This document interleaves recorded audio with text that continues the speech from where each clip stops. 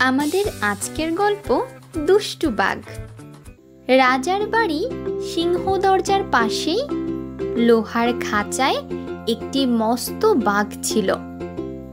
রাজার বাড়ির সামনে দিয়ে যত লোক যাওয়া আসা করত, বাঘ হাত জোড় করে তাদের সকলকেই বলতো, একটিবার খাঁচার দরজাটি খুলে দাও না দাদা।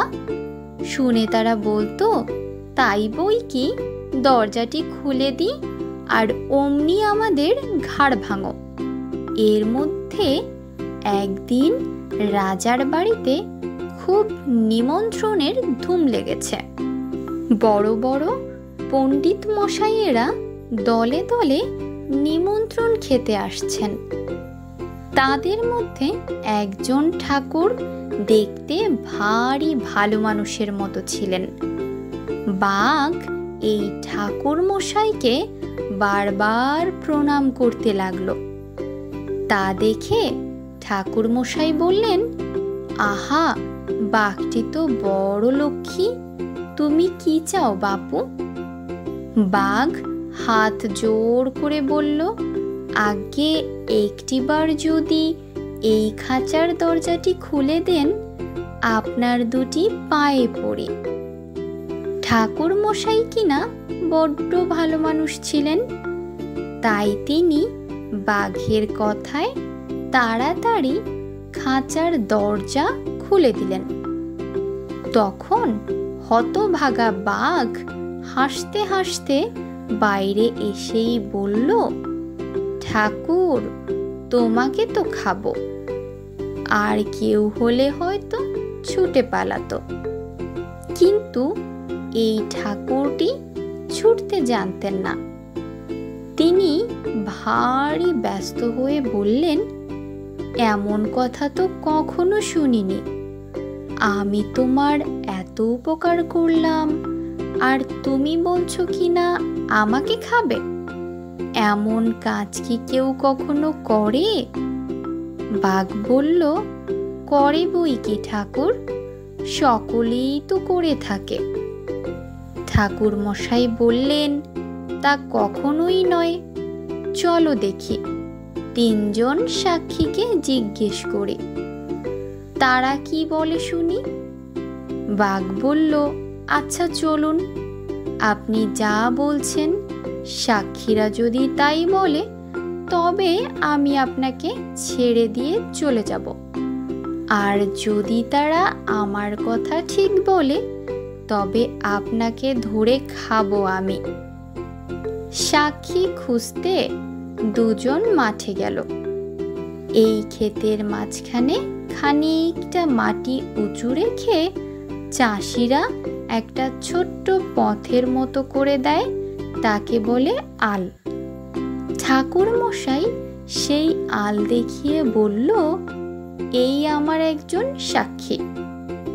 বাঘ বলল, আচ্ছা, ওকে জিজ্ঞেস করুন, ও কি বলে। ঠাকুর মশাই তখন জিজ্ঞেস করল, ও হে বাবু আল, তুমি বলো দেখি, আমি যদি কারো ভালো করি, সে কি উল্টে আমার মন্দ করে?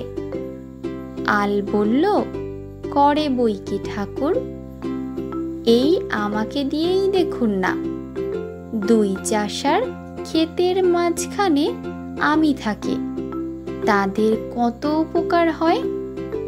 একজনের জমি একজন নিয়ে যেতে পারে না, একজনের ক্ষেতের জল আর একজনের ক্ষেতে চলে যায় না। আমি তাদের এত উপকার করি, তবুও হতভাগারা লাঙল দিয়ে আমাকেই কেটে ওদের ক্ষেত বাড়িয়ে নেয়। বাঘ বলল, শুনলে তো ঠাকুর মশাই, ভালো করলে তার মন্দ কেউ করে কিনা। ঠাকুর মশাই বললেন, রাখো, আমার তো আরো দুজন সাক্ষী আছে। বাঘ বলল, আচ্ছা চলুন। মাঠের মাঝখানে একটা বট গাছ ছিল। ঠাকুর মশাই তাকে দেখিয়ে বললেন, ওই আমার আর একজন সাক্ষী। বাঘ বলল, আচ্ছা, ওকে জিজ্ঞেস করুন দেখিও কি বলে।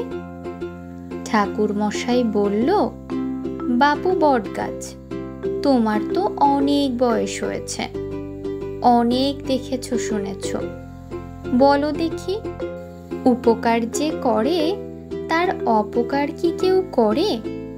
বটগাছ বলল, তাই তো লোক আগে করে, ওই লোকগুলো আমার ছায়ায় বসে ঠান্ডা হয়েছে, আর আমাকেই খুঁচিয়ে আমার আঠা বের করছে, আবার সেই আঠা রাখবার জন্য আমারই পাতা ছিঁড়ছে।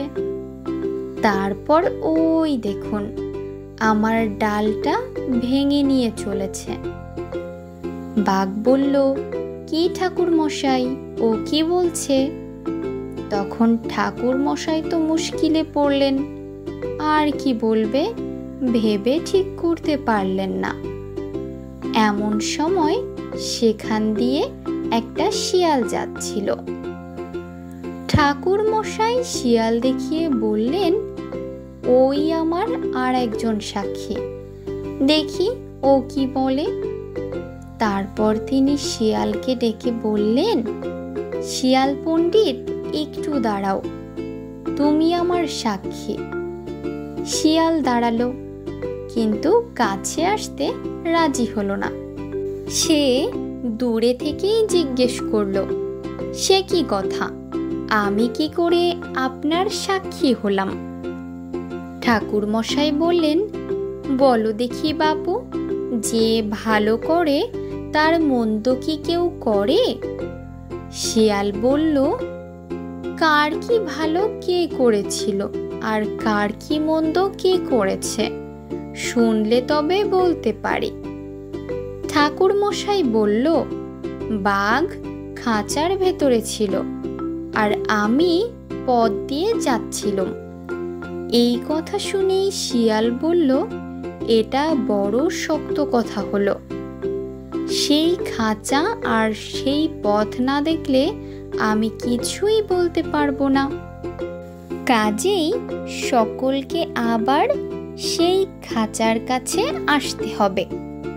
শিয়াল অনেকক্ষণ সেই খাঁচার চারপাশে পায়চারি করে বলল, আচ্ছা, খাঁচা আর পথ বুঝতে পেরেছি, এখন কি হয়েছিল বলুন।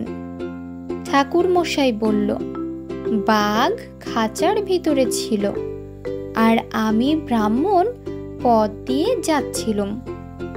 অমনি শিয়াল তাকে থামিয়ে দিয়ে বলল, দাঁড়ান, অত তাড়াতাড়ি করবেন না, আগে ওইটুকু বেশ করে বুঝে নেই। কি বললেন?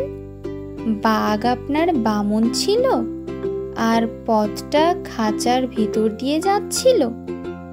এই কথা শুনে তো বাঘ হো হো হো হেসে বলল, ধুর গাধা, বাঘ খাঁচার ভেতরে ছিল আর বামন পথ দিয়ে যাচ্ছিল। শিয়াল বলল, রসো দেখি, বামন খাঁচার ভিতরে ছিল আর বাঘ পথ দিয়ে যাচ্ছিল। বাঘ বলল, আরে বোকা, তা নয়, বাঘ খাঁচার ভিতরে ছিল, বামন পথ দিয়ে যাচ্ছিল। শিয়াল বলল, এ তো ভারী গোলমালের কথা হলো দেখছি, আমি কিছুই বুঝতে পারছি না, কি বলছো? বাঘ বামনের ভেতর ছিল আর খাঁচা পথ দিয়ে যাচ্ছিল? বাঘ বলল, এমন বোকা তো আর কোথাও দেখিনি, আরে বাঘ ছিল খাঁচার ভেতর আর বামন যাচ্ছিল পথ দিয়ে। তখন শিয়াল মাথা চুলকাতে চুলকাতে বলল, না, অত শক্ত কথা আমি বুঝতে পারবো না। ততক্ষণে বাঘ রেগে গিয়েছে। সে শিয়ালকে এক ধমক দিয়ে বলল, ও কথা তোকে বুঝতেই হবে, দেখ আমি এই খাঁচার ভিতর ছিলুম, দেখ এই এমনি করে। বলতে বলতে বাঘ খাঁচার ভিতরে গিয়ে ঢুকলো আর শিয়ালও অমনি খাঁচার দরজা বন্ধ করে হুড়কো এঁটে দিল। তারপর শিয়াল ঠাকুরমশাইকে বলল, ঠাকুরমশাই, এখন আমি সব বুঝতে পেরেছি। আমার সাক্ষী যদি শুনতে চান তবে তা হচ্ছে এই যে দুষ্টু লোকের উপকার করতে নেই, কাজেই বাঘমামার জিত। এখন আপনি শীঘ্রই যান, এখনো ফল আর ফুরোয়নি বলে শিয়াল বনে চলে গেল আর ঠাকুরমশাই ফল আর খেতে গেলেন। ছোট্ট বন্ধুরা, আমাদের আজকের গল্প এভাবেই শেষ হয়ে গেল। আর আজকের গল্প থেকে আমরা কি শিখলাম জানো? মানুষ যখন কোনো বিপদে পড়ে তখন তাড়াহুড়ো করতে নেই, বরং মাথা ঠান্ডা রেখে ভাবতে হয় যে এখন কি করার আর কি করা উচিত। তখনই কিন্তু দেখা যায় যে সুন্দর একটি সমাধান আমাদের সামনে চলে আসে। আর এভাবেই মানুষ তার বিপদ থেকে উদ্ধার হয়। কেমন লেগেছে আমাদের আজকের দুষ্টু বাঘের গল্প? কমেন্ট করে জানাতে ভুলবে না। আর যারা আমাদের চ্যানেলে নতুন তারা অবশ্যই নিত্য নতুন এমন গল্প পেতে আমাদের চ্যানেলটিকে সাবস্ক্রাইব করে রাখবে। ভিডিওগুলো ভালো লাগলে লাইক দিতে ভুলবে না কিন্তু।